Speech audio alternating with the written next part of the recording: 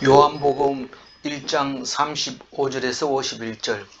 또 이튿날 요한이 자기 제자 중 두 사람과 함께 섰다가 이제 예수님의 제자들을 선택하는데 오늘 5사람이 나옵니다. 5사람이 예수님의 제자가 된 이야기를 하고 있는데 나머지 7사람은 요한복음에서 별로 부르는 이야기를 하지 않고 있습니다. 물론 명단에는 나오지만 이 5사람만 요한복음에서는 제자가 되는 과정을 설명하고 다른 5명에 대해서는 얘기하지 않고 있는데 공관복음에서는 다 제자 부르는, 물론 12명 다 부르는 거는 나온 데가 없습니다. 그러나 다른 마태를 부른다든가 이런 게 있는데 요한복음에서는 마태를 아예 부르는 거에서 빼버립니다. 레위 뭐 이렇게 이름을 써버리고 마태라는 말을 안 씁니다. 뭐 그런 식으로 하여튼 오늘은 요한복음에서 5명의 제자가 제자 되는 과정을 오늘 설명하고 있다. 그것만 기억하고 어떻게 됐는가를 보면 됩니다. 어제 그 세례 요한이 예수님에게 세례를 주고 나서 말한 내용이 있는데 세례 요한은 아무것도 모른다. 자기는 예수님이 누군지도 오시려고 하는 사람이 누군지도 모르고 다만 세례를 주라고 하신 그분이 얘기가 성령이 비둘기같이 내리거든 그 사람이 내가 보낸 사람인 줄 알아라. 그리고 세례를 줘라. 바로 그 사람을 위해서 네가 세례를 줘야 된다라고 하는 글을 말합니다. 그럼 세례 요한은 예수님이 누군지도 모르고 알지도 못하고 무조건 세례 줬느냐? 그렇다는 거예요. 그거를 한 번도 아니고 2번 얘기를 하면서 결국은 예수님에게 물어봅니다. 언제? 죽기 직전에 목이 이제 잘립니다. 조금 있으면. 그런데도 예수님은 아무 반응이 없습니다. 적어도 세례 요한은 기대했을 겁니다. 내가 이렇게 전했으면 이제 나를 감옥에 있어도 꺼내줘야 될 정도가 돼야 구세주라고 하지. 내가 지금 죽어가는데 이게 지금 구세주가 맞느냐고 제자들을 보내서 당신이 오시려고 한 그분이 맞습니까? 라고 물어봅니다. 다시 말해서 세례 요한은 끝까지 예수님을 몰랐던 거죠. 그럼 뭐가 그렇게 대단하냐? 여자가 낳은 자 중에서 가장 훌륭하다고 큰 자라고 예수님이 말씀하셨잖아. 하나님이 명령하신 말씀을 순종한 것이 가장 크다는 거예요. 여자가 낳은 사람 중에 요한이 가장 크다. 그래서 그렇지만은 자세히 읽어보면 임금이 행차하니까 너 가가지고 길을 비켜라. 그리고 앞으로 왕이 오신다. 그렇게 얘기해라. 이 사람하고 똑같아. 이 사람은 왕의 얼굴도 못 봤어요. 그래서 자기는 아르바이트생인 거예요. 그러니까 얼굴도 못 봤어요. 그래서 사람들이 비켜거라 이러니까 얼마나 위험스럽습니까? 어떻게 이런 많은 우리 할아버지도 그 소리 듣고 전부 엎드리더라. 그럼 아이고 어르신 오셨습니까? 우리 집에 들어와서 물 한잔 하고 가시죠. 그런 소리 하지 마라. 내가 지금 중책을 맡고 있다. 소리 지르는 거죠. 근데 그분 선생님보다 더 큰 사람이 옵니까?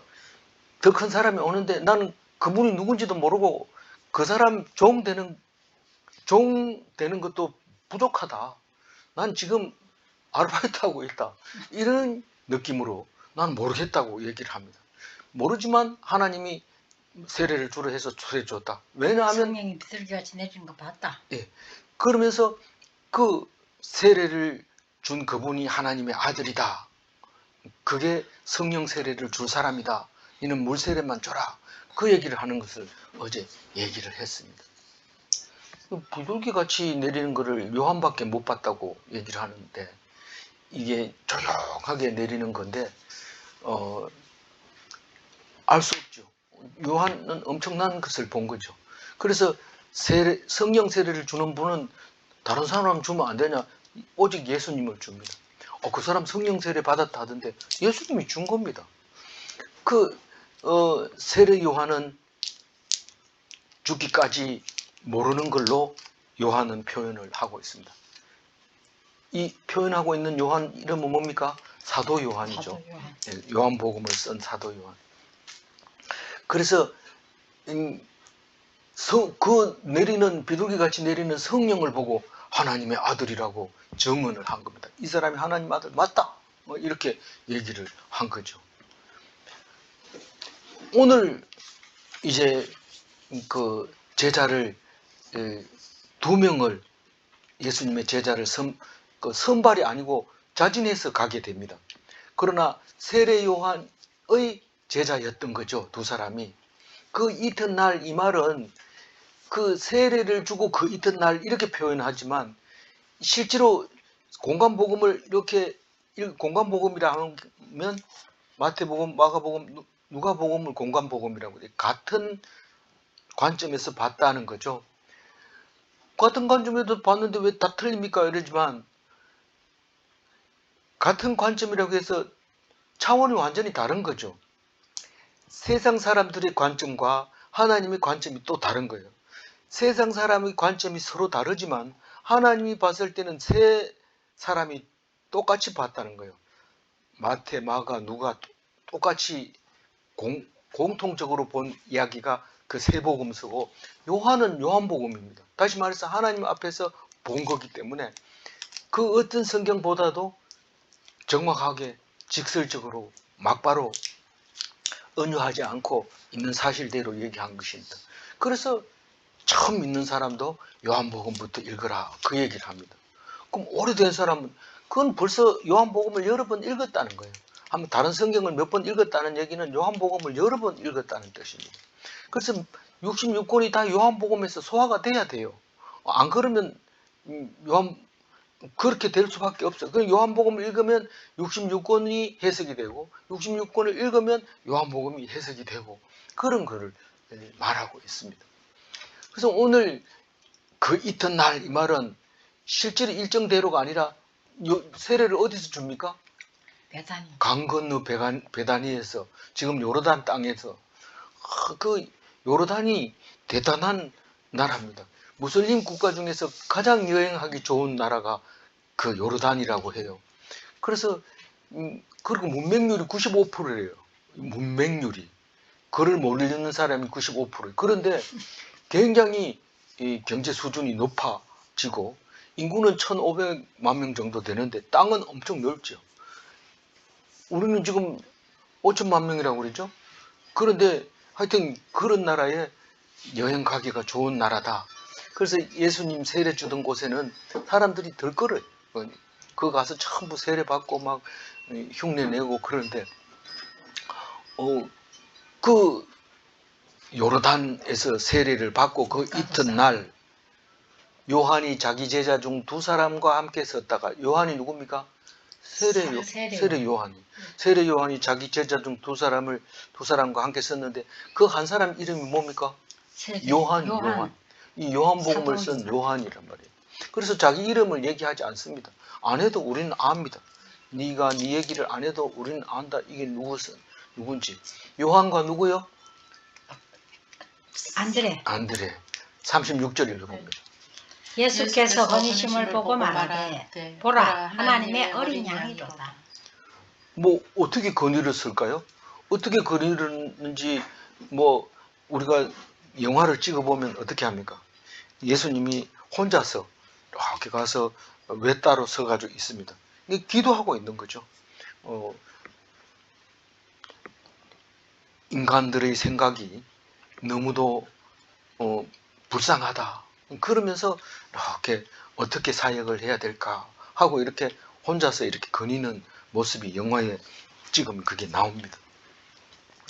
우리는 성경을 보면서 이걸 영화로 표현한다면 어떻게 할까? 이걸 생각해야지 정확하게 읽어지고 영화로 만들어지면 많은 사람들에게 영향을 줍니다. 우리는 성경을 아무리 많이 읽어도 영화 한 편 보는 것보다 못해요. 왜냐하면 깊이 생각을 안 하니까. 만약에 성경을 깊이 읽으면 영화 몇 편이 나오게 되는 거죠. 그래서 영향력이 큰 거죠. 그래서 나도 영화 감독 돼봐야 되겠다 이러고 영화를 만들고 싶은데 뭐 아는 게 있어야 만들죠. 그러니까 우리는 영화 감독이 중요한 게 아니고 영화를 만드는 게 중요한 게 아니고 성경을 읽고 이해하고 묵상할 줄 아는 게 문제죠. 그게 더 중요하지. 영화 감독 됐다고 영화 좋은 거 찍는 거 아닙니다. 그런 영화들 참 많아요. 그래도 그건 그 하나하나 보면 엄청 공부했는 거를 아무리 시시한 예수님의 영화라 하더라도, 왜냐하면 그 영화를 보는 사람들이 일일이 얘기하죠. 이건 잘못됐다 그러면 그거 빼버리고 삭제해버리고 다시 찍고 그렇게 해서 만들어져서 검사하고 그리고 사람들에게 읽혀지고 그렇게 되기 때문에 그런 거죠. 그 이제 요한이 얘기를 합니다. 보라 하나님의 어린 양이로다. 이 얘기 처음 합니까? 아니요. 29절에 했어요. 세례 받으러 온 세상 죄를 지고 가는 하나님의 어린 양. 예. 그러니까 이제는 죄 얘기 안 해도 이게 뭔 말인지 압니다. 그 앞에서는 죄를 지고 간 어린 양이라고 했지만 이 36절을 읽을 때는 29절에 그렇게 얘기한 거에 다시 한번 생각나게 되는데 그게 6월절 어린 양입니다. 왜 6월절 어린 양이에요? 예수님이 6월절 양 잡는 날 죽잖아요. 그래서 6월절 어린 양입니다. 그리고 나중에 보니까 화목 제물이었어요. 우리가 예수 믿는 사람은 성도가 서로 교통하는 것과 이 말이 뭔 말입니까? 어디에 가도 기독교인은 딱 만나면 같이 기도하고 하나가 됩니다. 일단은 허물이 없어집니다. 보통 하나님 안 믿는 사람은 경계를 합니다. 이 사람이 뭐 하던 사람이야? 전문 직업이 사기치는 거 아니야? 전문 직업이 브로커 아니야? 뭐 이러면서 일단은 의심하지만 예수 믿는다고 하면 직업이 혹시 브로커라 하더라도 일단은 예수님으로 하나가 되고 같이 성찬하고 함께 예배드리고 하나님 말씀 나누고 그 다음에 뭐 잘잘못을 따지고 옳고 그르고를 따지는 겁니다. 그 일단 성도는 서로 교통하게 되어 있습니다. 그게 화목제물이었기 때문에 그런 거죠. 예수님이. 그리고 또 뭡니까? 당연히 속죄제물이었죠. 우리가 무슨 죄가 있을 때 뭐 유월절 어린 양도 화목제물도 다 속죄라는 의미가 다 들어 있습니다만은 그래도 가장 많이 쓰이는 게 우리의 죄를 사해주는 속죄제물 어린 양이었던 거예요. 왜 우린 큰 소 더 안 좋습니까? 황소를 제물로 드리는 게 더 안 좋아요. 어린 양이 흠이 없습니다. 황소는 벌써 디리받고 뿔이 나고 크고 그렇기 때문에 제물로서는 어린 양이 최고 가치 있는 흠 없는 거죠. 37절 읽어봅니다. 두 제자가 그의 말을 듣고 예수를 따르거든. 아니 제자가 있습니다. 제자가 있는데 예수님을 보고 하나님의 어린 양이로다 이러니까 두 제자가 쏜살같이 따라가 버린 거예요. 이렇게 배신해도 됩니까? 이거는 의리를 지금 저버리는 거죠. 그런데 우리는 이 이야기를 창세기 때부터 들어왔습니다. 뭐냐 하면 네가 천국을 위해서는 그 세상 어떤 거하고도 바꿀 수가 없다. 아무리 뭐 의리를 지키고 황금이 어떻고 높은 지위가 어떻든지 간에 하나님의 말씀 구원에 관한 것만큼은 그보다 더 나은 게 없다. 최고다 라는 거죠. 그래서 우리는 목숨 걸고 구원의 길을 갑니다. 시아버지, 시어머니, 남편 다 챙겨놓고 제일 우선시하는 게 구원입니다. 아무리 세상에서 큰 걸 얻는다 해도 구원과 바꿀 수 있는 것은 하나도 없습니다. 천국은 어떤 것이다? 침노하는 것이다. 침노를 당하는 것이다. 천국은 침노를 당하는 것이다. 내가 준비했다가 딱 이 사람에게 줘야지 이러고 주는 게 아니라 침범을 당하는 거라고 얘기를 하고 있습니다. 이 얘기를 요한 때부터 지금까지 천국은 침노를 당한다. 그 얘기 들어봤죠? 네. 그러니까 의리를 버리고 더 나은 것을 택한 두 사람이 있는데 그 이름이 뭐라고요? 요한과 안드레다라는 것입니다. 38절. 예수께서 돌이켜 그 따르는 것을 보시고 물어 이르시되 무엇을 구하느냐 하시되 랍비여 어디 계시옵니까 하니 랍비는 번역하면 선생이라. 우리는 나 제자 되겠습니다 이렇게 물어보면 제일 먼저 입단식을 해야 돼. 내 제자로서의 자격을 통과시켜야 되는데 딱 질문 한 가지밖에 안 합니다. 무엇을 구하느냐? 딱 이렇게 물어봅니다. 다시 말해서 네가 요한의 제자인 걸 내가 다 알고 있는데 그 의리보다 중요한 게 무엇이냐? 네가 뭘 찾고 있느냐? 그걸 물어보는 거죠. 그러니까 난 저기 어린 양이라고 해가지고 지금 따라왔는데요. 이렇게 어린 양이라고 하니까 따라온 거 맞잖아요. 근데 어린 양이 뭔지를 아느냐 이 말이죠. 어린 양이 너무 귀엽고 이쁜 거 그 얘기하는 거 아니란 건 너희들이 알잖아. 그게 왜 왔느냐고 무엇을 구하느냐고 물어봅니다. 근데 이 사람들은 물을 때 뭐 때문에 왔습니다. 이래 대답해야 되는데 반문합니다.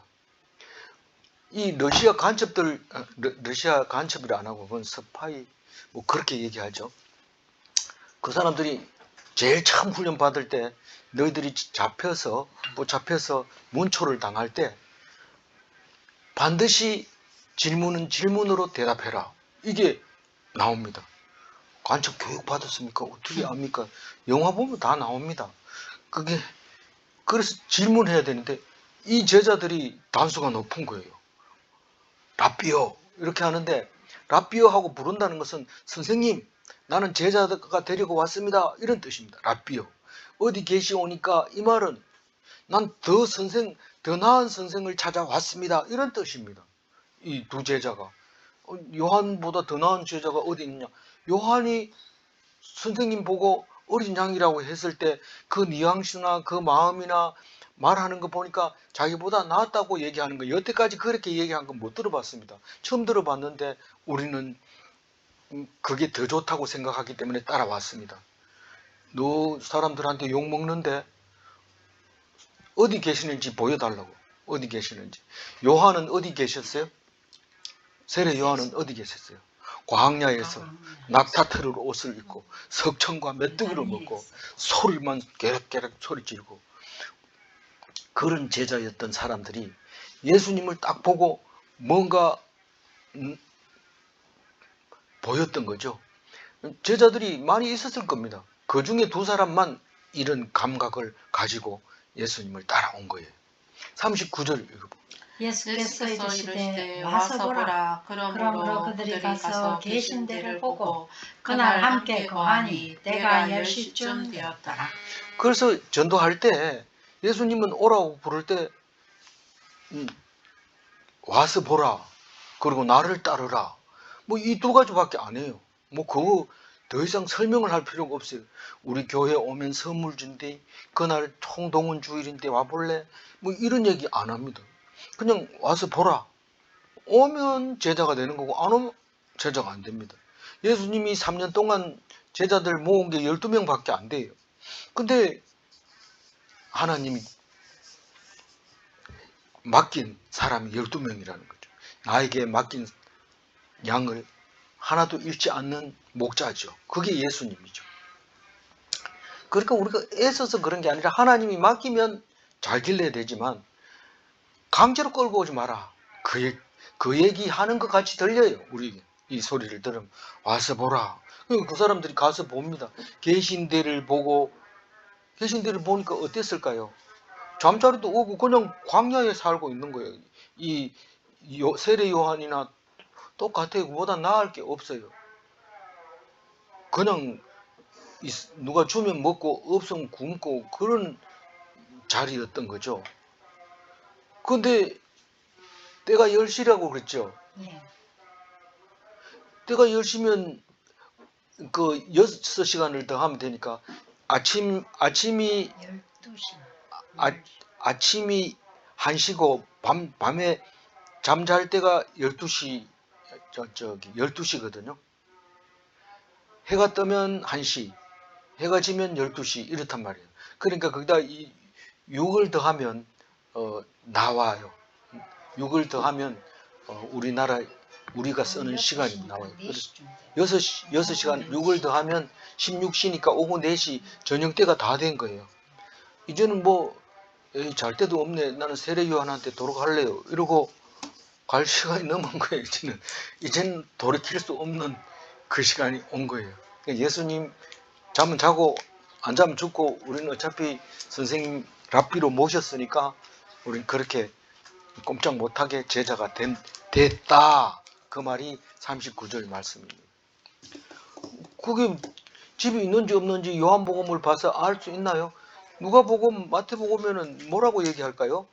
예수께서 이르시되 여우도 굴이 있고 공중에 새도 거처가 있으되 인자는 머리 둘 곳이 없다 하시더라. 죽어서도 무덤이 없어요. 예수님은 죽어도 무덤이 없어요. 아니 무덤 뭐 안 만들어 줬습니까? 만들어 줬는데 거기 없어요. 무덤이 필요 없는 거죠. 예수님. 놀라운 거죠. 40절 한번 읽어볼까요? 요한의 말을 듣고 예수를 따르는 두 사람 중에 하나는 시몬 시몬 베드로의 베드로의 형제 안드레라. 안드레라. 이제 처음으로 이제 안드레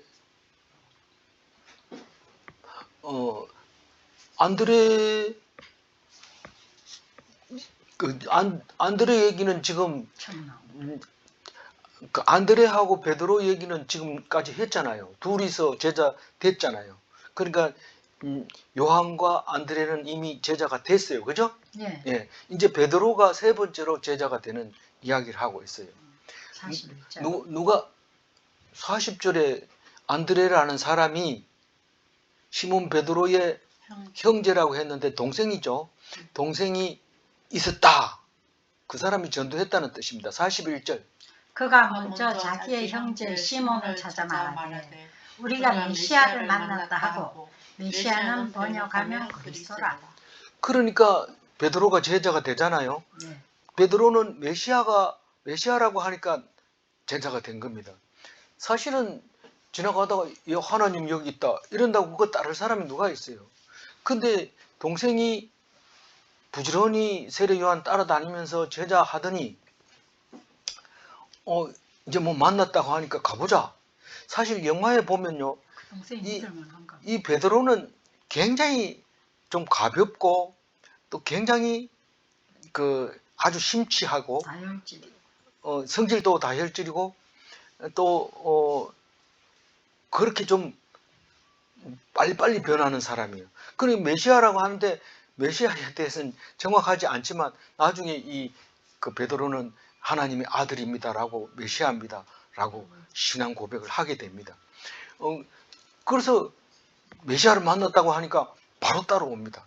뭐 그 말이 맞든지 틀리든지 그게 중요한 게 아니고 그의 메시아라고 하는 그 말만 듣고 그냥 따라오는 거예요. 그 메시아는 그리스도라는 뜻인데 원래 크리스토스는 기름 부은 자 이 말인데 구원자라는 뜻이죠. 메시아라고 이 사람들은 한 가지로 부르고 있는 그 말이 이 사람들이 부르는 메시아죠. 그러니까 따라온 겁니다. 42절. 데리고 예수께로 오니 예수께서 보시고 이르시되 내가 요한의 아들 시몬이니 장차 게바라 하리라 하십니다. 게바는 번역하면 그리 베드로라. 이 영화를 보면 이 베드로는 예수님을 따를 때 엄청 힘들었어요. 왜냐하면 배도 있고 다 있는데 고기 잡이가 잘 안 돼요. 그리고 마누라도 있고 있어서 어렵게 살고 있어요. 근데 동생이 오라고 그러니까 가는데 사실은 그 고기가 안 잡힐 때는 밤에도 잡으면 잘 잡히는데 로마에서 못 잡게 해요. 그 고기를. 그러니까 점점 가난해지고 빚은 점점 많아지고 나중에 세금은 점점 늘어나고 이래서 지금 배를 팔고 파산 직전에까지 갔을 때 예수님을 만나게 됩니다. 그런데 사실 그게 그 교회의 기본이 되는 거죠. 예수님이 교회의 바탕이 되는 거예요. 그리스도 교회의 기초가 되는데 그걸 베드로라고 합니다. 그래서 교황들은 다 베드로의 1대 교황은 베드로, 그 다음에 두 번째 이제 교황이 쭉 가톨릭에서 이어져 내려오고 있는데, 왜냐하면 천국 열쇠를 베드로가 받았으니까 자기가 제일 첫 번 제자로서 명맥을 이어가는 것을 볼 수 있습니다. 그런데 이름이 뭐였어요? 시몬이었어요. 원래 시몬. 시몬은 그 히브리어로 스모온이 아니고 시몬이. 예. 시몬은 야곱의 둘째 아들 있잖아요. 예, 둘째 아들이기 때문에 시몬이라는 이름이 참 많이 나옵니다. 성경 속에. 그래서 흔한 이름을 불렀는데 게바라고 하겠다. 그때는 이제 수리아어가 이때 말하는 헬라어처럼 이게 아람어죠. 그러니까 아람어인데 게바라고 말을 합니다. 그런데 베드로는 페트라에서 나온 말인데 페트라는 헬라어입니다. 바위라는 뜻이죠. 지금은 페트라라고 하는 지명이 있는데 거기 가면 전부 바위로 되어 있고 에돔 사람들의 땅이어서 빨간색 바위가 있어서 그 한때는 거기에 큰 도시가 있었던 것을 볼 수 있습니다. 그 돌로 깎아 가지고 뭐가 있었어요. 저기 성전이 있었던 거죠. 기독교 성전이 아니라 그런 성전이 있었던 곳인데 그게 페트라입니다. 그래서 게바라고 앞으로 게바라고 부를 거다. 인데 성경에서는 나중에 전부 다 베드로라고 이름을 부르게 됩니다. 이름을 예수님이 게바라고 부르라고 했는데 제자들이 자꾸 시몬이라고 부릅니다. 그러면 이 베드로가 성질냅니다. 내가 지금 베드로인데 누가 나보고 시몬이라고 이름을 바꿔 부르는데 과정이 또 필요하기도 합니다. 어쨌거나 그렇게 예수님이 이름을 지어줍니다. 왜 그랬을까요? 메시아를 만났다고 하니까 온 그 베드로를 딱 보고 하나님이 정해줍니다. 근데 뭐 나도 베드로처럼 성질이 그래야 되는 거 아니냐? 그게 아니라 하나님이 일방적으로 해주는 거기 때문에 왜 쟤는 해주고 나는 안 해줘요? 이런 얘기 하면 안 됩니다. 이건 주권이 절대적으로 예수님에게 있기 때문에 우리 성경을 읽을 때 잘 읽어야 돼요. 이제 빌립 이야기 나옵니다. 43절.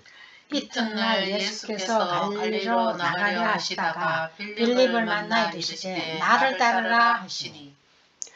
그러니까 베드로는 세 번째 제자가 됐고 네 번째 제자가 빌립인데 네 번째 제자가 베드로고 네 번째 빌립은 세 번째 제자 잘 들으세요. 세 번째 제자가 베드로고 네 번째 제자가 빌립입니다. 요한복음에서는 다른 얘기 하지 말고 그 이튿날 이 말은 뭡니까? 베드로를 제자로 삼고 그 이튿날 하루 차이로 빌립이 제자가 됩니다. 베드로하고 세 사람은 하루 만에 세 사람이 제자가 된 것 같고요. 그리고 이 갈릴리로 나가려 하시다가 나가려 이 말은 그 예수님의 고향 나사렛에서 갈릴리로가 아니고 나사렛은 갈릴리입니다. 가나도 갈릴리고 그리고 베세다도 갈릴리고 또 그리고 가버나움도 갈릴리고 다 갈릴리 바다 주변에 있는 사람들은 다 갈릴리로 얘기를 합니다. 그러니까 지금 이 말은 나사렛에서 가버나움으로 가려고 하는 게 아니고 베다니에서 갈릴리 강 건너 베다니에서 갈릴리 북쪽으로. 그런데 왜 나가려 하셨는지는 모르지만 그쪽으로 가려고 했던 거예요. 나가려 하시다가 그래서 아직 출발 직전에 이 빌립을 만난 것 같아요. 그 빌립은 그 어디 사람이라고 뒤에 나와요? 베세다 사람인데 그러니까 예수님이 알아요. 예수님도 갈릴리 사람이고 빌립도 갈릴리 사람이지만 빌립은 베세다 사람이고 예수님은 나사렛 사람이고 다 갈릴리입니다. 근데 나를 따르라 이렇게 얘기를 합니다. 전에는 뭐 코 찔찔 흘리더만 뭐 갑자기 나를 따르라 이런 벌써 이제 공생애가 시작됐으니까 완전히 다른 거죠. 44절 읽어봅니다. 빌립은 안드레와 베드로와 한 동네 베세다 베세다 사람이라. 우리가 볼 때는 예수하고 빌립하고 친한 건가 이랬는데 사실은 베드로하고 안드레하고 잘 아는 사이죠. 같은 동네 사람이니까. 베세다. 베세다가 어디입니까? 오병이어의 기적을 일으키던 그 동네 아닙니까? 근데 그 동네 가가지고 예수님이 빌립 보고 물어봅니다. 이게 너 동네 아니냐? 맞습니다. 그러면 이 사람들한테 먹을 거 좀 줘라. 이렇게 얘기하는 이야기가 나오지요. 네. 그게 요한복음 6장 5절에 나오는데 한번 읽어볼까요? 예수께서 눈을 들어 큰 무리가 자기에게로 오는 것을 보시고 빌립에게 빌립에게 이르시되 우리가 어디서 떡을 사서 이 사람들을 먹이겠느냐 하시니. 이게 이제 예수님이 공생애가 이제 공생애에 4번 유월절이 오잖아요. 맨 첫 번째 유월절, 그리고 마지막 3번째 유월절, 마지막 유월절에는 십자가에 달려 죽으니까요. 3번째 유월, 1년 전에, 십자가에 달리기 1년 전에 오병이어의 기적을 일으키는데, 그때 베세다에서 기적을 일으키는데 안드레와 베드로를 제껴놓고 빌립 보고 물어봅니다. 왜냐하면 빌립이 계산이 빠르고 아마 공부를 많이 했든지 아니면 요직에 앉아 있었든지 그거 모르겠어요. 그래서 빌립이 계산이 빠르니까 니 좀 어떻게 좀 먹여라 이러니까 200데나리온 부족하다. 예, 200대 계산이 금방 나옵니다. 200데나리온이면 5,000명이 먹으려면 짜장면 한 그릇 값이에요. 계산해 보니까 그렇더라고요. 정확하죠. 그건 뭐 그때하고 요새 짜장면하고 뭐 어떻게 비교? 안 바뀝니다. 뭐 하여튼 지금 현재 계산해 보면 그래요. 데나리온이라고 하는 것은 일일치 품삯이기 때문에 그렇습니다. 그렇게 계산하면 그렇게 짜장면 한 그릇 값이 나옵니다. 우리는 나중에 또 6장에 가서 계산 한번 해볼 겁니다. 안 해도 할 수 없고 45절입니다. 빌립이 나다나엘을 찾아 이르되 모세가 율법에 기록하였고 여러 선지자가 기록한 그 일을 우리가 만났으니 요셉의 아들 나사렛 예수니라. 그 예수님을 소개하는데 거기 45절이잖아요. 예. 45절은 이제 나다나엘에 대해서 얘기를 하고 있습니다. 그죠? 나다나엘은 이름이 공관복음에서는 바돌로메라고 하고 요한복음에서는 나다나엘이라고 합니다. 그 어떻게 알아요? 요한복음에서는 바돌로메라는 말이 없고 공관복음에서는 나다나엘이라는 말이 없습니다. 그 12명하고 하면 다는데 무엇 때문에 정확하게 그 사람인지를 아느냐 하면 빌립하고 아주 친한 친구라. 공관복음에서는 바돌로메 얘기할 때는 꼭 빌립과 바돌로메 이렇게 나오거든요. 근데 나다나엘은 지금 빌립에게서 전도받고 있다는 것을 요한복음에서 말하고 있는 거죠. 근데 같은 동네 사람은 아니에요. 나다나엘이 갈릴리 가나 사람입니다. 예? 예. 가나가 어디냐 하면요, 여기에 그 나사렛이 있으면 여기 가나가 있고 여기 가브나움이 있고 여기 베세다가 있어요. 저기 지도 찾아보시기 바랍니다. 죄송합니다. 제가 그전에는 사진을 다 찍어서 올렸는데 빈 공간이 없어서 그냥 아는 건 말로만 합니다. 그리고 찾으면 다 나오니까요.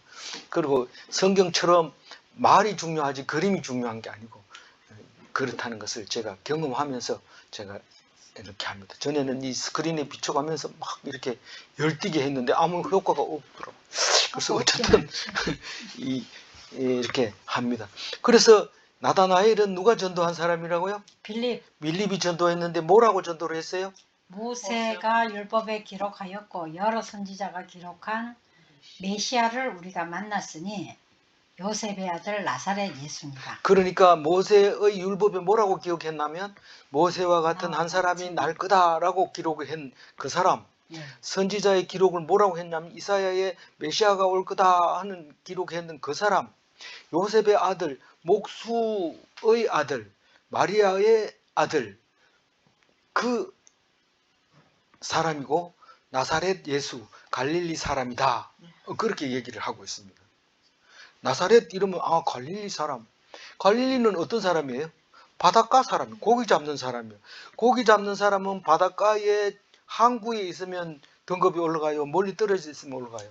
항구에 살아요. 항구에 살아야지 거기서 권세를 부리고 또 더 많은 고기 잡을 수 있고 물가를 잘 알고 팔 수도 있고 사기도 잘 사고 정보를 알아야지 사고 팔고 그러니까 부자 될 가능성이 높은데 나사렛은 거기서 한참 올라가야 돼요. 촌. 쭉 올라가 가지고 전체하게 산중턱에 있기 때문에 갈릴리 사람 중에서도 가난한 창골. 조용히 해 좀 거기 살고 있어요.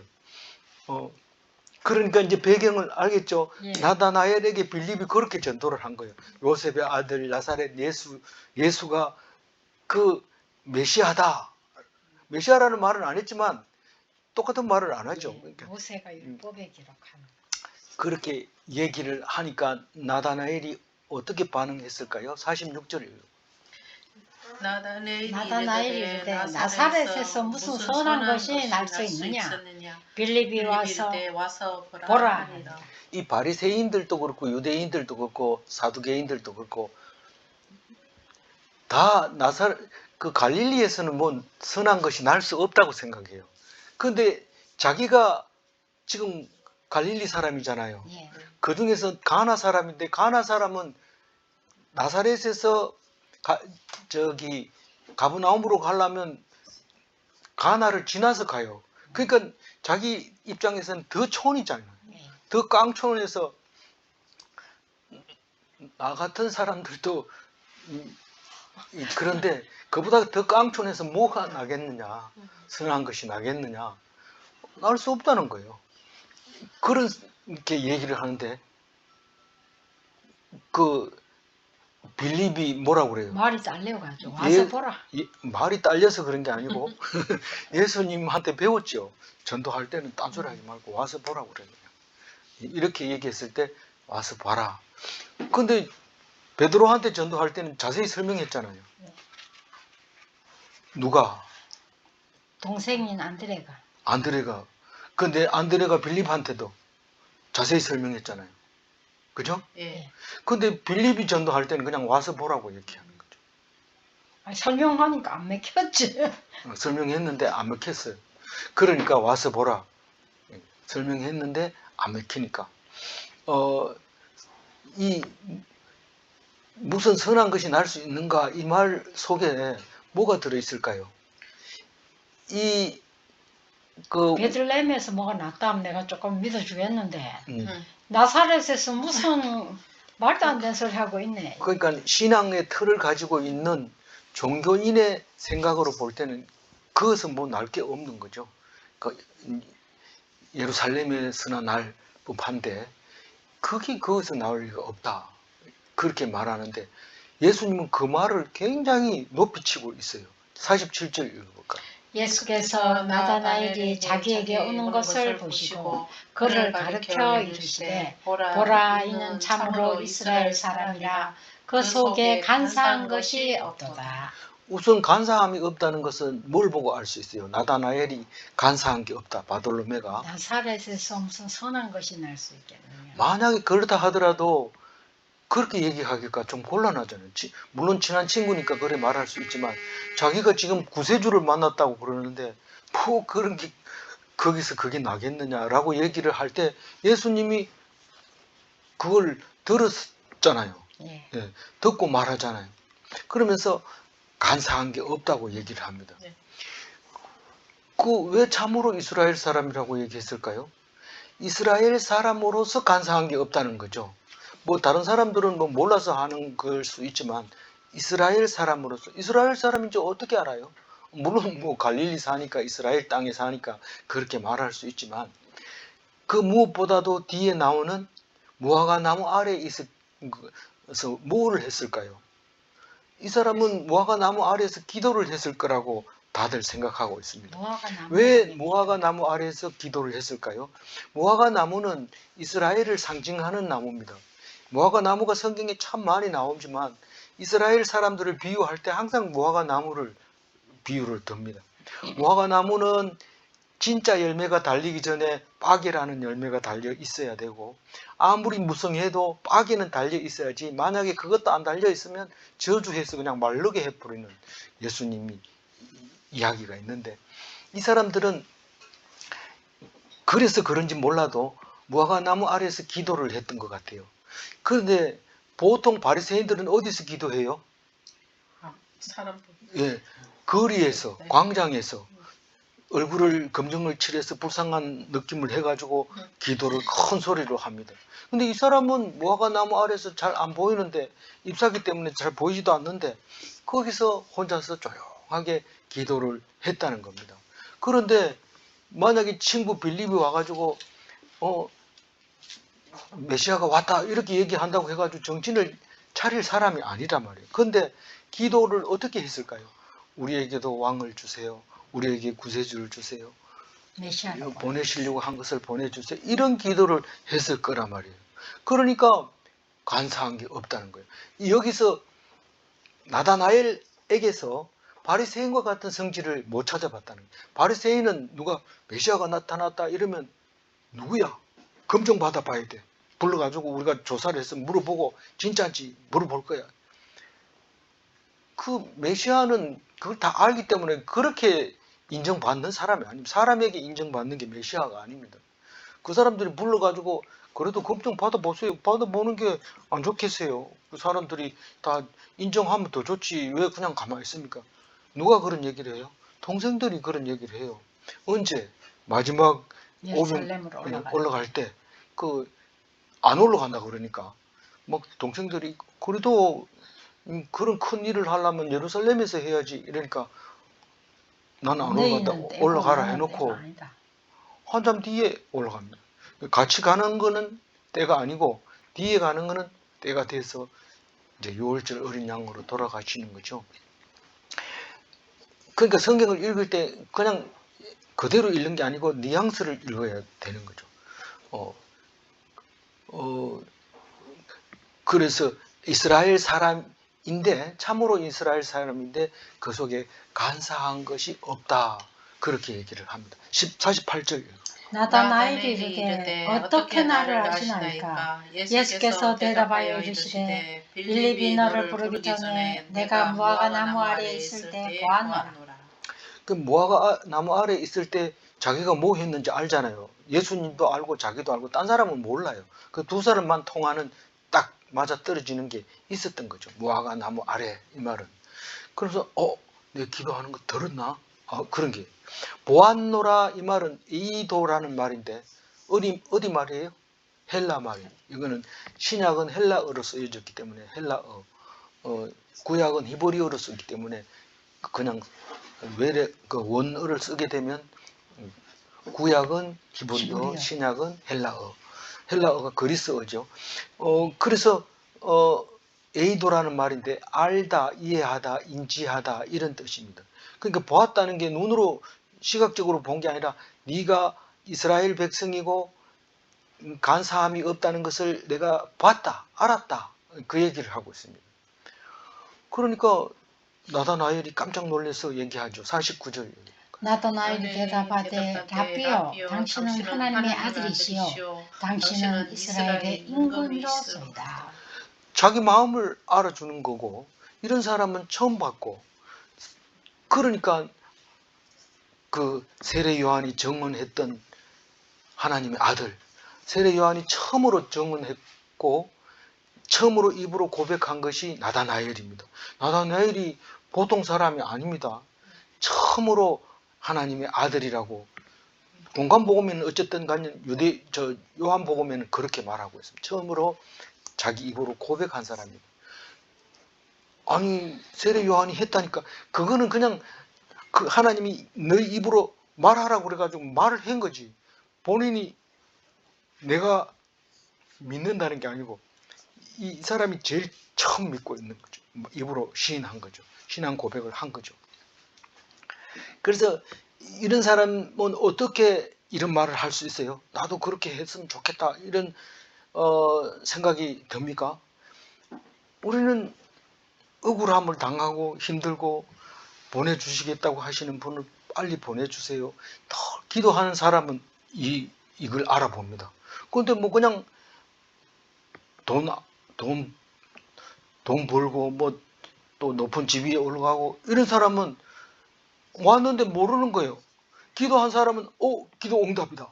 하나님 아들, 하나님 이스라엘의 임금 이렇게 바로 입에서 튀어나오는 거죠. 그래서 일 안 하고 참 놀고 할 일이 없어 빈둥빈둥 사람이 그런 사람이 어느 날 갑자기 예수 안 믿는 것 같더니 탁 높은 그 천국에 가서 볼 수 있는 사람이 있어요. 그래서 우리는 몰라요. 뭐 어떤 게 올라 그러냐 그게 아니고 그런 사람이 있다는 거예요. 그래서 이스라엘 왕, 유대인의 왕, 유대인 왕, 이스라엘 왕이 뭐 어땠다는 거예요. 이제 앞으로 죽을 사람이라는 거예요. 왕이 왜 죽어요? 왕이 죽어야 돼요? 안 죽어야 돼요? 죽어야 돼요. 왜요? 지금 유대 황제가 딱 왕이 돼서 앉아 있는데 이스라엘이 왕이 나타났다 이러면 그냥 놔두겠어요? 바로 죽이는데 누가 죽여요? 본디오 빌라도가 죽입니다. 아무 죄가 없다 하고 손 씻었는데 죽입니다. 왜요? 이스라엘 왕이라고 하는데도 살려두면 그건 언제 죽을지 모릅니다. 누가요? 로마에서 누가요? 본디오 빌라도는 자기가 살기 위해서 죽입니다. 그래서 명패 위에다가 유대인의 왕 이렇게 써놓습니다. 그러면 유대인들이 그걸 보고 기절초풍할 노릇이죠. 그거 지워라. 유대인은 왕 아니다. 본디오 빌라도는 유대인의 왕이라고 써놔야 자기가 죽이는 것에 명분이 서는 거지 다른 걸로는 안 됩니다. 그게 죽일 권한이 없는 유대인들이 죽여달라고 본디오 빌라도에게 부탁을 했으면 그 사람이 그 써놓은 게 그대로 놔둬야 되죠. 그래서 가톨릭에서 십자가 위에 인디라고 쓰여져 있는데 라틴어로 유대인의 왕이라는 뜻이죠. 우리는 내가 쓸 것을 썼다 이러면서 안 지웁니다. 그대로 붙여놓습니다. 그래서 본디오 빌라도도 자기 할 일 했고 유대인들도 자기 할 일 했습니다. 우리는 이 사람이 신성 모독이었기 때문에 죽여야 되는 거고 어떻게 죽였든지 죽였으니까 우리는 성공했다.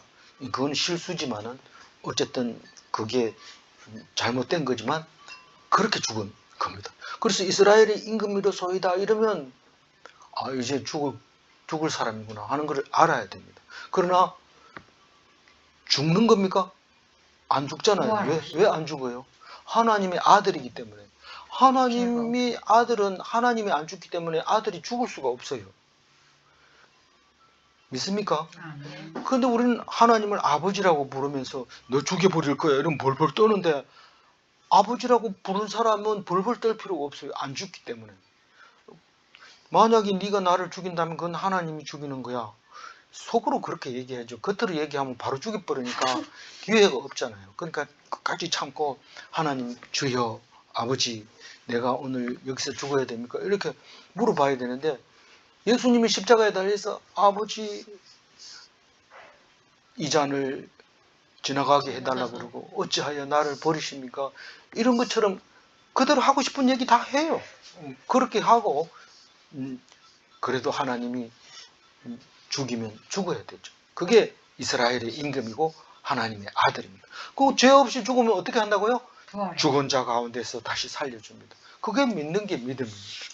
네, 50절 예수께서 대답하여 이르시되 내가 너를 무화과나무 아래에 보았다 함으로 믿느냐 이보다 더 큰 일을 보리라. 이보다 더 큰 일이 뭘까요? 지난번 6년 전에 3년 전에 묵상했는 거는 이걸 놓쳐버렸는데 이보다 더 큰 일이 뭘까요? 이제 내일 읽어야 될 거 가나 혼인잔치 이야기입니다. 이 빌립이 나다나엘이 어느 날 어디 사람이라고요? 가나 사람. 빌립은 어디 사람이라고요? 저기 베다니 아니 저기 그 베세다 사람. 누구하고 동향이에요? 베드로 또 안드레. 예. 그래서 요한은 모르겠는데 안드레, 베드로, 빌립 베세다 사람이지만 갈릴리 사람이고, 나다나엘은 가나 사람이지만 갈릴리 사람이고, 예수님은 나사렛 사람이지만 갈릴리 사람이고, 다 예루살렘에서 지금 예루살렘 부근에서 전부 갈릴리 사람들이 모여서 지금 세례받고 제자 만들고 난리 피우고 있는 거예요 지금. 그래서 그게 역사가 일어나는 거죠. 가나 사람인지 어떻게 알아요? 21장에 가면 분명하게 얘기를 합니다. 가나 사람 나다나엘이라고 얘기하고 있습니다. 근데 이제 가나에 가서 요한복음 지금 읽어보면 나다나엘을 굉장히 두각을 드러내게 합니다. 이 가나 나다나엘이 어떻게 훌륭한 사람이냐 하면요, 바돌로메라 했죠. 바돌로메는 그 어떤 사람이냐면 아르메니아의 복음을 전한 사람입니다. 지금은 뭐 잘 모르는데 이 아르메니아가 어떤 나라일까요? 아르메니아가 예루살렘이 지금 네 등분이 나 있는데 한 등분은 무슬림, 한 등분은 유대인, 한 등분은 기독인, 한 등분 남았잖아요. 그게 아르메니아예요. 네 등분을 나눴는데 그 중에 아르메니아가 한 구역을 차지하고 있는 거예요. 4구역 중에서.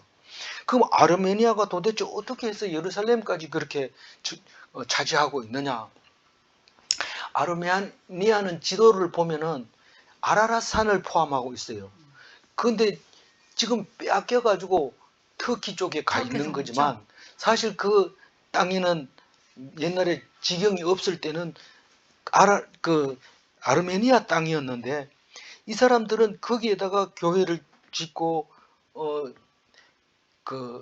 교회를 지었다는 거는 노아의 방주가 거기 있다고 그걸 찾아내가지고 거기다 교회를 지었는데 나중에 터키에게 빼앗기면서 그게 없어져 버린 거죠. 그리고 엄청 많은 거기 이제 기독교 국가죠. 최초의 기독교 국가라고 인정하고 있습니다. 그래서 그게 한 자리 차지할 수 있었던 거죠. 할 얘기만 하세요. 잡음 들어가면 못 알아들어요, 딴 사람들. 근데 이 아르메니아 사람들은 노아의 세 아들 중에 야벳의 장남으로, 야벳은 우리가 백인으로 알고 있잖아요. 셈은 황인종이고 함은 흑인이라고 생각했는데 야벳의 장남의 후손이라고, 그게 고멜입니다. 야벳의 이 장남이 이름이 고멜인데 고멜의 후손이라고 지금도 찾아보면 그 후손들의 명단이 나옵니다. 근데 이 아르메니아의 복음을 전한 사람이 누구라고요? 바돌로메, 나다나엘 같은 사람이죠.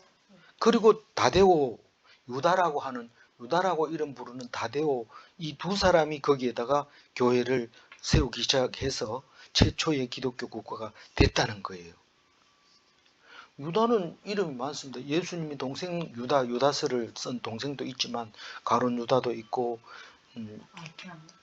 그런데 이 사람은 야고보의 아들 유다 이래가지고 다데오를 말하고 있는데, 다데오하고 이 나다나엘은 다른 성경에도 잘 안 나타나는데 그런 얘기를 오늘 하게 되어서 감사합니다.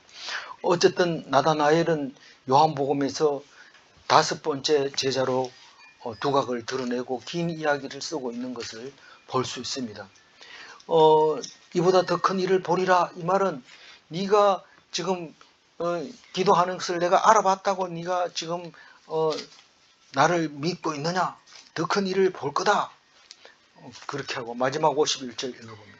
또 이르시되 진실로 너희에게 이르노니 하늘이 열리고 하나님의 사자들이 인자 위에 오르락내리락 하는 것을 보리라 하시니라.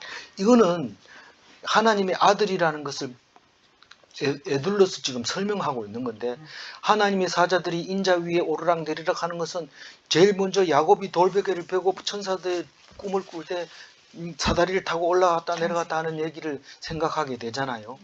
근데 인자라고 하는 말을 이제 처음 하잖아요. 인자가 뭐라고요? 하나님의 사람의 아들을 사람 인자 아들 자자인데 예수님을 꼭 자기를 부를 때 인자라고 불렀어요. 그것은 본래 하나님의 아들인데 사람의 아들로 왔다는 뜻으로 읽혀져요. 그러니까 하나님의 사자들이, 이 말은 천사들이 나와 소통하기 위해서 하늘로 올라갔다가 내려갔다가 한다 하는 것을 너희들이 보게 될 거다. 무슨 말이에요? 하나님은 하나님의 아들인데 그럼 아들하고 아버지하고 연락을 끊고 삽니까? 물론 우리 아들은 원래 계획이, 지금은 안 그렇습니다만, 해외 유학을 가서 일시 귀국을 하는데, 그때가 언제냐면 아버지 어머니 돌아가실 때 일시 귀국한다. 그런데 아버지 어머니가 동시에 돌아가실지도 안 할 거고, 본인도 외국 아직도 못 갔고, 아직도 갈 마음이 있는지 모르지만 그렇잖아요. 근데 그 얘기가 뭔 얘기냐면, 고등학교 다닐 때 장래 계획을 써봐라 하는데 노트에 그래 적혀 있는데, 제가 보려고 본 게 아니고 청소하다가 봤어요. 그리고 날마다 이제 그 얘기를 하는데, 아들은 네가 그랬잖아 이래도 가만히 있어요. 있는 사실이니까. 지금도 그래서 그런 얘기가, 다 죽어요. 그래서 하나님 아들이 하나님과 내통하는 거죠. 오르락 내리락 하면서 심부름 시키면 올라갔다가 대답해주고, 그걸 앞으로 내가 아들로서의 역할을 할 거다, 그걸 보게 될 거다, 그 말을 하고 있는 겁니다. 오늘 말씀 47절 하이라이트만 읽어봅니다. 보라, 이는 참으로 이스라엘 사람이라 그 속에 간사한 것이 없도다. 무화과 나무는 이스라엘을 상징하는 것입니다. 근데 그렇게 적어놨네요. 그 다음에 기도하는 모습으로 외식을 알 수 있습니다. 기도하는 것도 보면은 이게 외식하는구나. 어떤 사람은 새벽 기도 갔다 왔다는 걸 그렇게 강조하는데, 강조할 거 없어요. 자기가 하나님하고 내통했는 걸 사람한테 인정받을 필요가 없어요. 안 갔다 왔다는 건 자랑해야 되냐? 그런 건 자랑할 필요 없어요. 하여튼 기도하는 모습을 보면서 외식을 알 수 있습니다. 그게 예수님이죠. 질문합니다. 하나님의 아들은 우리의 속을 다 알고 계시는가? 아멘. 네. 이스라엘의 임금은 로마인이 죽이는가? 그런데 그래서 얘기를 하면 안 돼요. 아니, 임금이로소이다. 우리끼리 얘기인데 이스라엘의 임금입니다. 날 때부터 이 요한복음은 날 때 어떻게 났는지 얘기 안 합니다. 그런데 다른 공간복음은 어릴 때 이스라엘의 왕이 오셨다, 찬양하라 이러면서 어린 아기에 대해서 그런 얘기하는 거 나오잖아요. 이건 여기는 안 나옵니다. 막바로 혼인잔치 기적을 보여주는데, 왜 그러냐 하니까 나다나엘 때문에 그런 거예요. 다른 것 때문에 그렇게 쓰는 게 아니고, 나다나엘, 다른 공간 보면은 처음에 성전에 가서 청소하는 얘기 나오는데, 요한복음은 가나의 혼인잔치를 제일 먼저 이야기하고 있습니다. 기도하겠습니다. 하나님, 나다나엘을 우리에게 보여주셔서 새롭게 읽게 하여 주셔서 감사합니다.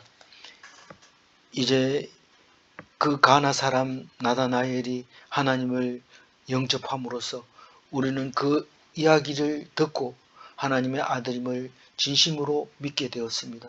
하나님, 우리가 믿음을 갖게 하여 주시고 하나님으로 말미암아 구원받게 하여 주시고, 세상 사는 동안에 그 환난이나 역경을 잘 이겨내게 도와주시옵소서. 우리는 역경을 통해서 하나님 앞에 인정받고, 어려움을 통해서 그 인내를 평가받을 때에 그 어떤 어려움도 나중에 받을 그 영광과 비교할 수 없을진데, 우리의 고통을 주님께서 받아 주시옵소서. 인도하여 주실 줄 믿사옵고 감사하며 우리 주 예수 그리스도 이름으로 기도 올리옵나이다. 아멘. 아멘.